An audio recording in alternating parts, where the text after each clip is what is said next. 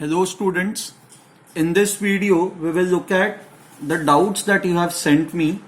So I'll start off with question number 22. So question number 22 में आपको ये ऐसे दिया हुआ है. A diagram is given to you. So this is your vector A, this is your vector B and ये आपको theta दिया हुआ है and this is given to you as vector R. ना आप ट्राइंगल लॉ यहाँ पे कैसे लगाओगे? सी कौन से वेक्टर का हेड एंड टेल कोइंसाइड कर रहा है. So for vector A this becomes the head, this becomes the tail, and for vector B this becomes the tail, this becomes the head. So vector A का head and vector B का tail coincide कर रहा है. तो आप triangle law हमेशा ऐसे ही लगाते हो कि vector A plus vector B will give you this vector, that is your vector R. Okay, this is how you will apply the triangle law. अब इन्होंने आपको क्वेश्चन में दिया हुआ है R is equal to B by root two. So that is, जब यहाँ पे कोई वेक्टर साइन नहीं है तो इसका मीनिंग क्या है? It means the magnitude of vector R is equal to magnitude of vector B divided by root two. तो आपको थीटा फाइंड आउट करना है ना. इस ट्राइंगल के अंदर आप साइन थीटा कैसे लिख सकते हो? Sine theta is equal to opposite side upon hypotenuse, so r by b, but r by b is given to you as 1 by root 2. So कौन सा एंगल का साइन 1 by root 2 होता है? Sign 45. So your theta would be equal to 45 degrees. Your answer would be option 2. ठीक है. उसके बाद जो नेक्स्ट डाउट आया है that is question number 24. Question number 24 में आपको ये दिया हुआ है two vectors a and b are such that vector A plus vector B is equal to vector C. ये दिया हुआ है and it is also given to you that a square plus b square is equal to c square. a square is basically magnitude of a the whole square. ये यहाँ पे यहाँ पे कोई वेक्टर साइन नहीं है तो it means magnitude of a square plus magnitude of b square is given to you as magnitude of c square. आपको क्या फाइंड आउट करना है? ए एंड बी के बीच में relationship, whether they are parallel, anti parallel, perpendicular. Okay, now when I say A plus B is equal to C, it means C is a resultant vector. A और B का जो resultant है that is your vector C. Now resultant vector के लिए आप क्या relationship use कर सकते हो? So we know that R is equal to square root of A square plus B square plus 2ab cos theta. Okay, ना हमारे case में r is nothing but your vector c, so I can write this as c is equal to square root of a square plus b square plus 2ab cos theta. Okay, now if I square both sides, what would I get? I'll get the c square is equal to a square plus b square plus 2ab cos theta. अच्छा, but आपको ये दिया हुआ है A square plus B square is equal to C square. तो A square plus B square को मैं C square से रिप्लेस कर सकता हूं. So this will be equal to C square is equal to C square plus 2ab cos theta. Now C square minus C square 0 हो जाएगा. So I will get 2ab cos theta is equal to 0. अब ए और B तो 0 है नहीं, ये आपको दिया हुआ है A and B are two vectors. तो it means your cos theta has to be equal to 0. ये वाला जो टर्म है that should be equal to 0. So I write therefore cos theta is equal to 0. So theta is equal to 90 degrees. So it means A is perpendicular to B. A and B are perpendicular vectors. तो आपका जो option है that is option 3, वो match कर जाएगा. ठीक है, fine. इसके बाद जो नेक्स्ट क्वेश्चन में डाउट है दैट इज क्वेश्चन नंबर 37.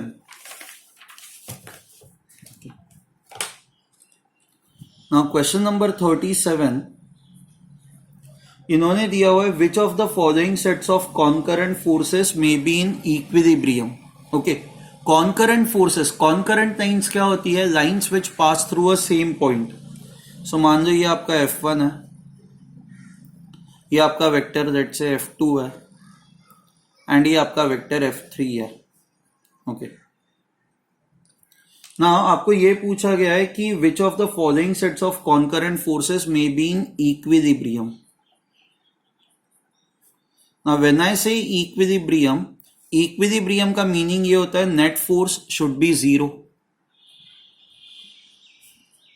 कोई भी ऑब्जेक्ट इक्विलिब्रियम में कब रहेगा, जैसे फॉर एग्जांपल ये पेन है, तो ये एज इट इज है ना, ये हिल नहीं रही है. हिल क्यों नहीं रही है? क्योंकि इस पे कोई फोर्स नहीं लग रहा है. जैसे ही कोई फोर्स लगना स्टार्ट होगा, what will happen to this pen? ये मूव कर रही है. So whenever I say object is in equilibrium, net force is zero.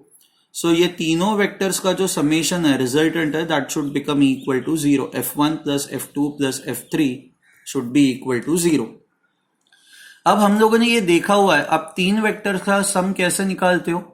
आप कोई भी दो वेक्टर्स कंसिडर करते हो, ओके इन दो वेक्टर्स का आप रिजल्टेंट निकालते हो. सो जैसे फॉर एग्जांपल तीन वेक्टर्स ऐसे कुछ दिए हुए हैं. I again draw another diagram. Let's say this is vector F1, this is मान लो वेक्टर F2, एंड मान लो कि आपका इन दोनों का जो रिजल्टेंट है वो ये डायरेक्शन में. This is F1 plus F2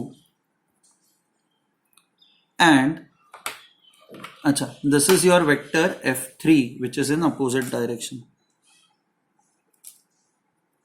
and somehow अगर जो ऐसा हो कि F3 जो है, इफ इसका magnitude is equal to magnitude of F1 plus F2, मतलब ये जो रिजल्टेंट वेक्टर है, सॉरी, इसका मैग्नीट्यूड एंड F3 का मैग्नीट्यूड इक्वल हो, एंड ये दोनों डायरेक्शंस एग्जैक्टली अपोजिट हो, तो क्या होगा?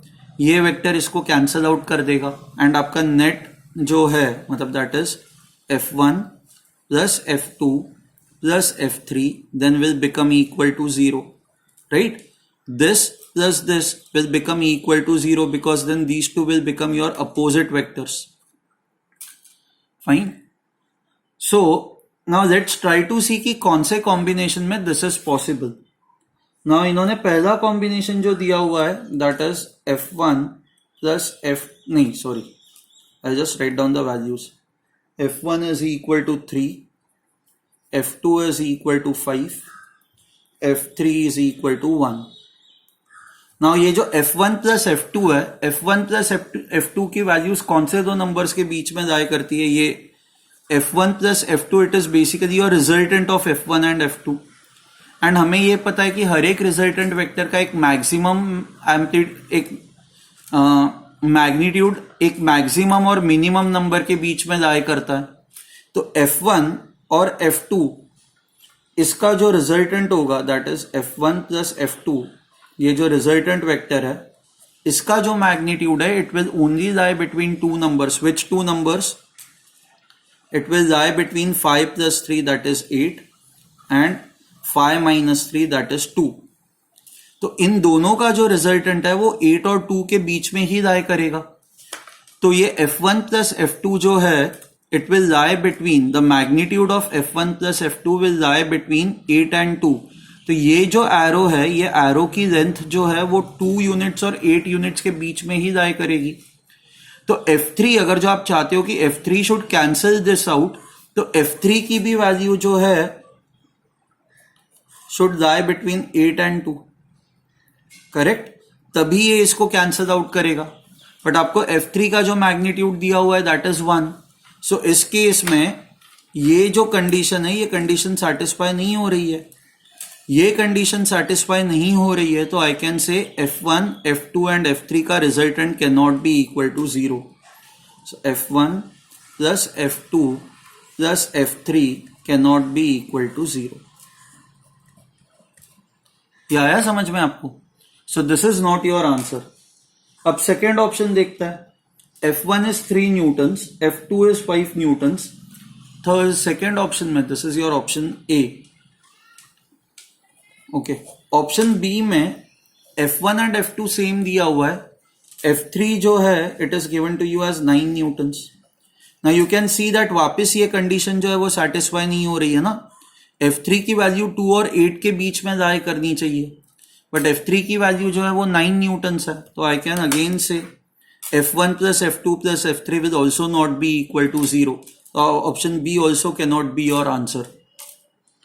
ऑप्शन सी अगर जो आप देखो तो F1 is 3 newtons, F2 is 5 newtons. Option C में F3 की वैल्यू जो दी हुई है आपको 6 न्यूटन्स दी हुई है। नाउ 6 न्यूटन्स जो है वो 8 और 2 के बीच में लाई करती है। तो in this case it is possible that F1 plus F2 plus F3 can become equal to 0। ठीक है, सो F1 प्लस F2 का मैग्नीट्यूड अगर जो 6 होता है, which is possible, F1 and F2 का रिजल्टेंट जो है वो 8 और 2 के बीच में ही लाई करेगा, तो it can take the value 6। So अगर जो इसकी वैल्यू 6 होती है और F3 की वैल्यू भी 6 दी हुई है, तो एग्जैक्टली एक दूसरे को ये कैंसल आउट कर सकते हैं, एंड ये एक दूसरे को कैंसल आउट करेंगे तो आपका नेट फोर्स 0 हो जाएगा। सो this would be your answer. Option D अगर जो आप देखते हो तो ऑप्शन डी में इन्होंने वापस F3 15 न्यूटन्स दिया हुआ है। सो अगेन 15 न्यूटन्स जो है, if you see over here, 15 newtons जो है वो 2 और 8 के बीच में लाई नहीं कर रहा है, तो again D can not be your answer.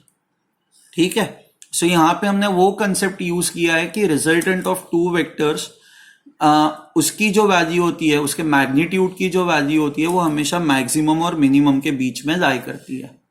Maximum will be 3 plus 5 and minimum would be 5 minus 3।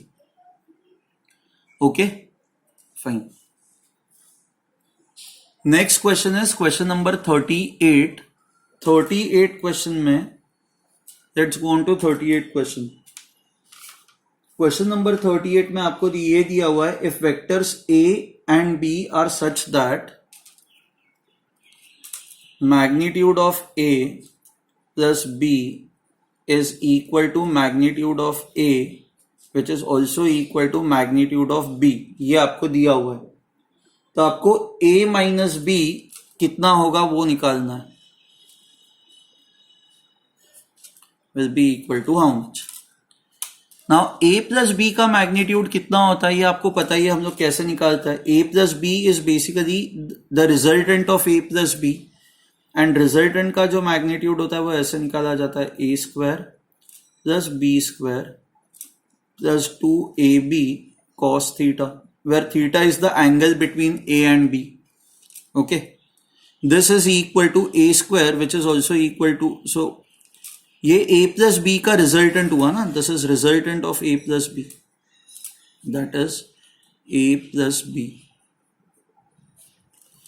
Now what they have said is this resultant is also equal to magnitude of A and magnitude of A is also equal to magnitude of B। तो जहां जहां पे B है मैं B को A से replace कर देता हूं, and I can write this, I know mod of A plus B is equal to magnitude of A, ये दिया हुआ है आपको, so this is also equal to magnitude of A। अब मैं इसको और इसको स्क्वायर कर देता हूं, so what I'll get is A square plus B square plus 2AB cos theta is equal to A square। I know that B square is same as A square, B is same as A, तो अब इसको थोड़ा सा और आगे solve करते हैं। ये A स्क्वायर और A स्क्वायर कट हो जाएगा। अच्छा, मैं B स्क्वायर को ये साइड पे लेके जाता हूँ, so this will become 2A, B के जगह पे let me put it as A, क्योंकि B and A are equal, question में दिया हुआ है, into cos theta, this is equal to B square. B square can be written as A square. The reason is because A and B are given to you as equal. So A into A is A square. So cos theta is given to you as, अच्छा ये B square ये side पे चला जाएगा तो minus हो जाएगा, sorry, minus B square, right. So now what I will gate is, अब A स्क्वायर और A स्क्वायर ये कट हो जाएगा, A square and A square will get cancelled. So cos theta would become equal to -1/2। आपका ये जो theta है this is 120 degrees, मैंने आपको cos की वैल्यूज दी हुई है, सो दिस बिकम्स 120 डिग्रीज। अब मुझे A माइनस बी का मैग्नीट्यूड चाहिए, क्वेश्चन में A माइनस बी का मैग्नीट्यूड पूछा हुआ है, तो let's solve this. Okay, so when I say A minus B, इसका मैग्नीट्यूड जो होता है that is equal to A square plus B square minus 2ab cos theta. Correct. Now I know that a and b are equal, तो b को मैं a से replace करता हूं, a square plus a square minus 2, b को I can write it as a. cos theta की value -1/2 है, अभी हम लोगों ने निकाली थी वो. So this becomes equal to 2a square, minus minus plus हो जाएगा, ये 2 और 2 कट हो जाएगा, so plus a square. So this will become equal to 3a square. So that is equal to √3 times a. सो ये आपका आंसर होगा. सो your answer would B 4th one. ठीक है. नाउ द नेक्स्ट क्वेश्चन जिसमें बच्चों को डाउट है that is question number 43. So let's go on to question number 43. Question number 43 में आपको डायरेक्शन कोसाइंस पूछे गए हैं. आई, जे एंड रूट के एक वेक्टर दिया हुआ है, i plus j plus √2k. Okay. And आपको डायरेक्शन कोसाइंस पूछे गए. आपको याद है हर एक वेक्टर जो है, लेट्स से मान लो ये ऐसा वेक्टर है, let's call this as vector A. तो हर एक वेक्टर जो है वो एक्स एक्सिस के साथ, वाई एक्सिस के साथ एंड जेड एक्सिस के साथ कोई एंगल बनाता है. Let's say this is your X axis, इसके साथ जो एंगल बन रहा है that is alpha. Let's say this is Y axis and Y axis के साथ जो एंगल बन रहा है that is beta. And Z axis के साथ जो एंगल बन रहा है let me call it as gamma, जो यहां पे दिखाई नहीं दे रहा है हमें. Okay. Now cosines of the angle, direction cosines क्या होता है? Basically cos alpha, cos beta, cos gamma को हम लोग डायरेक्शन कोसाइंस कहते हैं. अब विथ एक्स एक्सिस अगर जो एंगल आपका अल्फा बन रहा है तो कॉस अल्फा आप कैसे लिखते हो? It is x component divided by the magnitude of the vector. तो आपका x कंपोनेंट यहां पे 1 है. इस वेक्टर का पहले मैग्नीट्यूड फाइंड आउट कर देता है. What is the magnitude of the vector? So आप कैसे करते हो मैग्नीट्यूड? i, j और k के कोएफिशिएंट्स को स्क्वायर करते हो और ऐड करते हो. i का कोएफिशिएंट 1 है, सो 1 स्क्वायर. j का कोएफिशिएंट 1 है तो 1 स्क्वायर. k का कोएफिशिएंट √2 है, उसको स्क्वायर करोगे तो ये what you will get is 1 plus 1 plus √2 square is 2. 2 plus 1 3 plus 1 4. √4 is 2. So magnitude of A would be equal to 2. So I just write 2 over here. So 1/2. ये cos alpha हुआ. अच्छा, वैसे ही cos beta it will be equal to y component, क्योंकि beta is the angle with y axis. Sorry, y component upon magnitude of A. Now y component is j का coefficient. This is again equal to 1 upon magnitude of A is 2. तो ये आपको 1/2 आ जाएगा. And cos gamma अगर जो आप निकालते हो तो cos gamma would be equal to z component divided by magnitude of A. So z component is √2, magnitude of A is 2, so this will become equal to 1/√2. So आपके directions cosines होंगे 1/2, 1/2 and 1/√2. 1/2, 1/2. आपका option would be answer 3. ठीक है. उसके बाद जो next question है that is question number 44. अच्छा सॉरी, ये क्वेश्चन 44th मैंने किया है. Okay, this is not 43, this is 44. Okay, so what I do is now I do question number 43. मैं 43 क्वेश्चन करता हूं. 43 क्वेश्चन में आपको ये दिया हुआ है vector P makes an angle alpha, beta and gamma with X, Y and Z axis. So एक ऐसा वेक्टर है, वेक्टर P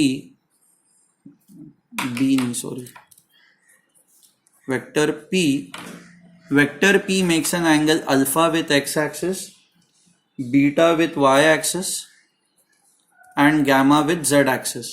ओके, आपको ये फाइंड आउट करना है sine square alpha plus sine square beta plus sine square gamma. Okay, ना मान लो vector p जो है वो वेक्टर p को हम लोग ऐसे लिखता है A I plus B J plus C K. तो मैग्नीट्यूड ऑफ वेक्टर p क्या हो जाएगा? What will be the magnitude of vector p? This will become equal to a square plus b square plus c square. This will be equal to the magnitude of vector p. Okay, now sine square alpha. अब आप लोगों ने 10th standard में पढ़ा हुआ है sine square theta plus cos square theta is equal to 1. तो right, let me write it over here. Sine square theta plus cos square theta is equal to 1. तो आप साइन स्क्वायर थीटा को ऐसे लिख सकते हो ना, 1 माइनस कॉस स्क्वायर थीटा. तो आप साइन स्क्वायर अल्फा को कैसे लिख सकते हो? 1 minus cos square alpha. Sine square beta को कैसे लिख सकते हो? 1 minus cos square beta. Sine square gamma को कैसे लिख सकते हो? 1 minus cos square gamma. Now this becomes equal to 1 plus 1 plus 1 that is 3 minus cos square alpha plus cos square beta plus cos square gamma. ठीक है, मैंने ये terms को कॉमन निकाल लिया. अब cos alpha, cos beta, cos gamma ये हमने प्रीवियस क्वेश्चन में ही देखा था. इनको हम लोग डायरेक्शन कोसाइंस कहते हैं. नाउ कॉस अल्फा क्या होता है? कोएफिशिएंट, एक्स का कोएफिशिएंट या आई का coefficient that is a divided by magnitude of p. So that is square root of A square plus B square plus c square. आपको इसका स्क्वायर करना है क्योंकि अल्फा है ना, स्क्वायर है ना, तो आपको स्क्वायर करना है. प्लस कॉस स्क्वायर बीटा क्या आ जाएगा? जे का coefficient that is b divided by a square plus B square plus c square the whole square. Plus cos square gamma, gamma is the angle with z axis. तो आप सी दोगे divided by magnitude of the vector that is a square plus b square plus c square the whole square. Now this would become equal to 3 minus, अब ये term क्या हो जाएगा? a square divided by, ये square root sine हट जाएगी क्योंकि आप स्क्वायर कर रहे हो. अब हर एक केस में आपका डिनोमिनेटर सेम है ना, तो आपका रिजल्टेंट ये क्या आ जाएगा? a square plus B square plus c square and this will be a square plus b square plus c square. Numerator सबका डिनोमिनेटर सेम है तो आप सीधा बस न्यूमरेटर ऐड कर दो. नाउ दिस इज सेम, तो ये रेशियो 1 हो जाएगा. So 3 minus 1 this will become equal to 2. So your answer will be 2. Correct answer will be option 3. ठीक है. Next question is question number 46. Question number 46 आपको ये दिया हुआ है unit vector parallel to the resultant of the vectors. So vector a is given to you as 4i plus 3j plus 6k, 3j plus 6k. Vector b जो है वो दिया हुआ है आपको minus i plus 3j minus 8k. आपको parallel vector निकालना है parallel to the resultant of these vectors. अब इन दो वेक्टर्स का resultant is nothing but a plus b. Resultant मतलब आप दो वेक्टर्स को ऐड करते हो. एंड दो वेक्टर्स को आप कैसे ऐड करते हो? i के कंपोनेंट्स को ऐड करते हो, j के कंपोनेंट्स को ऐड करते हो और k के कंपोनेंट्स को ऐड करते हो. So this will become 4 minus 1, so 3i, 3 plus 3 6j. अच्छा, 6 माइनस 8 माइनस 2k. ठीक है. सो this is your resultant vector. अब आपको चाहिए unit vector in the direction of this. अब यूनिट वेक्टर का फॉर्मूला हमेशा ये होता है ना, vector divided by its magnitude. So your vector is 3i plus 6j minus 2k divided by its magnitude. Magnitude would be equal to 3 square plus 6 square plus minus 2 square. This is 3i plus 6j minus 2k divided by 6 6 are 36. 36 plus 440 plus 949 root 49 आ जाएगा 7. तो आपका answer आएगा, आप 1/7 बाहर निकाल दो, so 3i plus 6j minus 2k. Your answer will be option a first. ठीक है. Next we will go on to question number 49.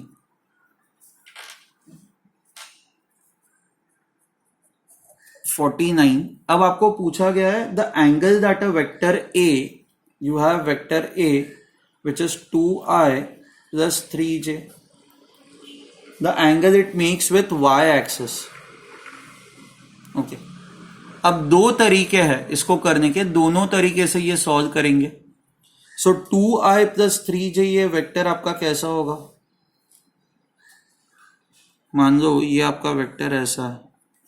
So 2i is basically in this direction. This is 2i and 3j is in this direction. अब आपको ये angle चाहिए, the angle it makes with y axis. So this is your angle alpha. तो आपको ये angle चाहिए. अब this alpha is same as this alpha. Okay, ये क्योंकि alternate angles हो गए.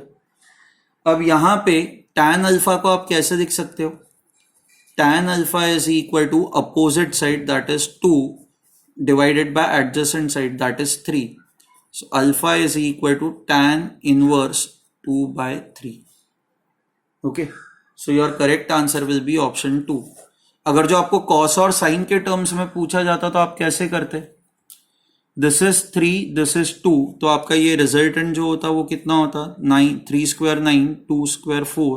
सो रूट 13. पाइथागोरस थियरम से ये 13 आता, तो आप कॉस अल्फा लिख सकते थे 3/√13 and sine alpha could have been written as opposite side by hypotenuse 2/√13.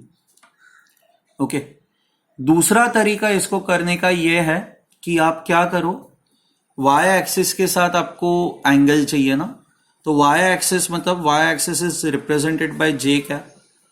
So let's call this vector as vector B. तो आपको A और B के बीच का एंगल चाहिए.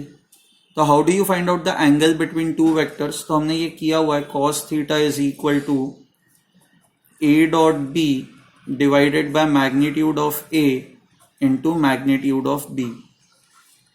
A dot B, so this is 2i plus 3j into j. This is equal to magnitude of A, जो हमें पता है √13, and magnitude of B. B is a unit vector ना, B हम लोग J कैप लिख रहे हैं और which is a unit vector, तो magnitude of B would be equal to 1. अब आप डॉट प्रोडक्ट कैसे देते हो? आप I के कंपोनेंट्स को मल्टीप्लाई करते हो. यहाँ पे I का तो कोई कंपोनेंट ही नहीं है, तो उसको आप छोड़ दो. एंड J के कंपोनेंट्स को मल्टीप्लाई करो, 3 into 1, that is 3/√13. You can see that same आपको ये ऐसे भी मिल रहा है. Okay, but in this case this was a convenient method, ये ज्यादा कन्वीनियंट मेथड थी. ठीक है. ओके, इसके बाद next question is question number 65. Okay, so this is your vector A cos theta I plus a sin theta j. आपको 4 options दिए और आपको ये फाइंड आउट करना है normal to this vector. Normal का मीनिंग होता है परपेंडिकुलर. सो आपको वेक्टर बी दिया हुआ है एंड बी के लिए 4 ऑप्शंस दिए हुए हैं और आपको करेक्ट ऑप्शन ढूंढना है. ना यहां पे your answer is 3, that is b sin theta i minus b cos theta j. ये option 3, this is the correct answer. अभी आपको कैसे पता चलेगा कि ये करेक्ट आंसर है? सो अगर जो दो परपेंडिकुलर वेक्टर्स है तो इनका डॉट प्रोडक्ट 0 आना चाहिए ना. A dot B should be equal to 0. Correct, यह पढ़ा है हमने. For perpendicular vectors dot product is 0. अब आप A डॉट बी करो. A डॉट बी कैसे करोगे? I के कंपोनेंट्स को मल्टीप्लाई करो. So A cos theta into B sin theta plus J के कंपोनेंट्स को मल्टीप्लाई करो, a sine theta into minus B cos theta. So this would become, and overall फिर इन दोनों को आप ऐड करते हो. So this becomes a b cos theta sine theta plus into minus minus a b cos theta sine theta. This will be equal to 0, दो same terms है. तो इसलिए आपका ऑप्शन 3 करेक्ट आंसर है. तो ऐसे केस में आपको ना हर एक के साथ ये डॉट प्रोडक्ट देना है, हर एक ऑप्शन के साथ. जैसे फॉर एग्जांपल ऑप्शन 1 है, तो ऑप्शन 1 क्यों मैच नहीं कर रहा है? आपका ऑप्शन 1 इन्होंने ये दिया हुआ है, B cos theta I plus B sine theta J. This is your option 1. Okay, अब आप a डॉट बी दे दो यहां पे. What would you get? a dot B will be equal to, i के कंपोनेंट्स को मल्टीप्लाई करो तो it will be a cos theta into B cos theta. तो it will be equal to a b cos square theta plus j के components को multiply करो, a sine theta b sine theta. So this will become a into B sine square theta. So आप a और b common निकाल लो. cos square theta plus sine square theta is 1. This is equal to A B. You can see that this is not equal to 0, right? So this vector and this vector are not perpendicular to each other. Normal का meaning होता है perpendicular. Fine. Next question is question number 67. आपको force vector दिया हुआ है, आपको displacement vector दिया हुआ है, और आपको work done find out करना है. मैंने वीडियोस में बताया था work done is F dot S. तो f is this vector, s is this vector. अब इनका डॉट प्रोडक्ट कैसे दोगे आप i के कोएफिशिएंट्स को मल्टीप्लाई करो. 3 into 3 is 9 plus 4 into 4 is 16. So you will get the answer as 25 joules. Okay, ये मैंने वीडियो में भी बताया था ये formula. Fine. Now the last question is question 68. So projection of this vector on y axis. y axis मतलब ये कौन सा डायरेक्शन हुआ? j direction. ना हमने ये पढ़ा है प्रोजेक्शन ऑफ वेक्टर ए या component. Projection means component. Okay, so हम लोगों ने ये पढ़ा है component of vector A along the direction of B is A dot B cap. So आपको इसका कंपोनेंट चाहिए, इसका प्रोजेक्शन चाहिए, तो ये हो जाएगा आपका vector A and along B. तो this will become your B cap. So ये हो जाएगा 3i plus 4j dot J cap. तो योर आंसर वुड बी 4. ठीक है, थैंक यू.